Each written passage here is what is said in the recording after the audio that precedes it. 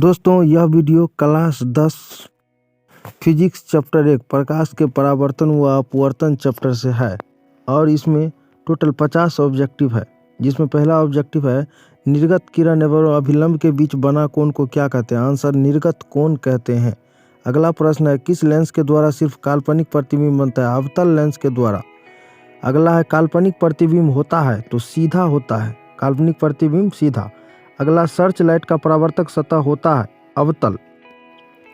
एक उत्तल लेंस की क्षमता 1 डायोप्टर है तो उस लेंस की फोकस दूरी क्या होगी, 100 सेंटीमीटर होगी। दाढ़ी बनाने में कौन सा दर्पण का उपयोग होता है, तो अवतल दर्पण का उपयोग होता है। गोलीय दर्पण में फोकसांतर एवं वक्रता त्रिज्या के बीच क्या संबंध होता है, तो R बराबर 2F होता है। उत्तल लेंस में बना प्रतिबिंब होता है वास्तविक और उल्टा होता है। अगला प्रश्न है सोलर कुकर में प्रयोग होता है तो अवतल दर्पण का प्रयोग होता है। अगला प्रश्न है मोटे लेंस की आवर्धन क्षमता होती है तो अधिक होती है, मोटे लेंस की अधिक होती है। अवतल दर्पण के ध्रुव और मुख्य फोकस के बीच रखे बिंब का प्रतिबिंब की प्रवृत्ति आभासी एवं सीधा होता है। पतले लेंस की आवर्धन क्षमता होती है तो कम होती है। अवतल लेंस को क्या कहते हैं, तो अवतल लेंस को अपसारी लेंस कहते हैं। उत्तल लेंस को क्या कहते हैं, तो उत्तल लेंस को अभिसारी लेंस कहते हैं। अगला प्रश्न है किसी दर्पण से हमेशा वस्तु से छोटा प्रतिबिंब प्राप्त होता है तो वह दर्पण उत्तल होगा। साइड मिरर के रूप में प्रयुक्त होता है उत्तल दर्पण। अगला प्रश्न है फोटोग्राफी कैमरा का अभिदृश्यक होता है उत्तल लेंस का होता है। एक अवतल दर्पण की फोकस दूरी 10 सेंटीमीटर है तो उसकी वक्रता त्रिज्या 20 सेंटीमीटर होगी। सरल सूक्ष्मदर्शी में किसका उपयोग होता है, तो उत्तल लेंस का उपयोग होता है। परावर्तन के नियम से निर्धारित होता है परावर्तन कोण बराबर अपवर्तन कोण। लेंस में मुख्य फोकस की संख्या होती है तो 2 होती है। अगला प्रश्न है प्रकाश के अपवर्तन के कितने नियम होते हैं, तो आंसर हो जाएगा 2 नियम होते हैं। एक उत्तल लेंस होता है तो किनारे की अपेक्षा बीच में मोटा होता है।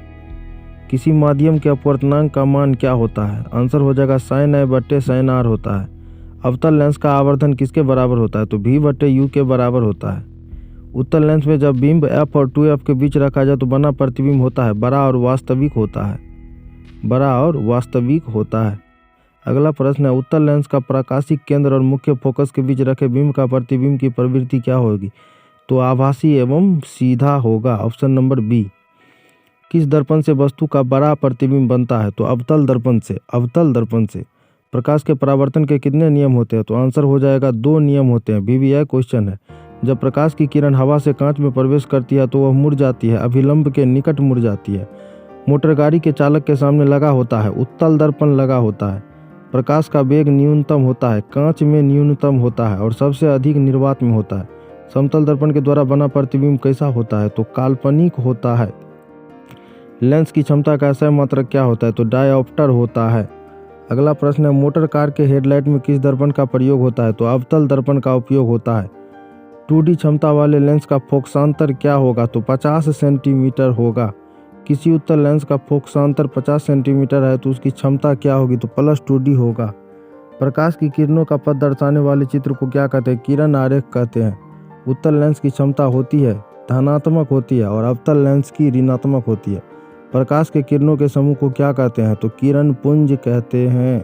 निम्न में से कौन सा पदार्थ लेंस बनाने के लिए प्रयुक्त नहीं किया जा सकता है, तो मिट्टी। मिट्टी लेंस बनाने के लिए नहीं प्रयुक्त किया जा सकता है। अगला प्रश्न है अवतल लेंस की क्षमता होती है ऋणात्मक होती है। दंत विशेषज्ञ मरीजों के दांतों का बड़ा प्रतिबिंब देखने के लिए किस दर्पण का प्रयोग करते हैं, तो अवतल दर्पण का प्रयोग करते हैं। निम्नलिखित में से कौन दर्पण का सूत्र है, तो दर्पण का सूत्र 1/F बराबर 1/V + 1/U होता है। गोलीय दर्पण का वक्रता केंद्र को किस अक्ष से निरूपित करते हैं, तो C से। किसी लेंस के द्वारा उत्पन्न आवर्धन का SI मात्रक क्या होता है, तो मात्रक विहीन होता है। गोलीय दर्पण के परावर्तक पृष्ठ के केंद्र को दर्पण का कहा जाता है तो ध्रुव कहा जाता है। थैंक्स फॉर वॉचिंग, धन्यवाद।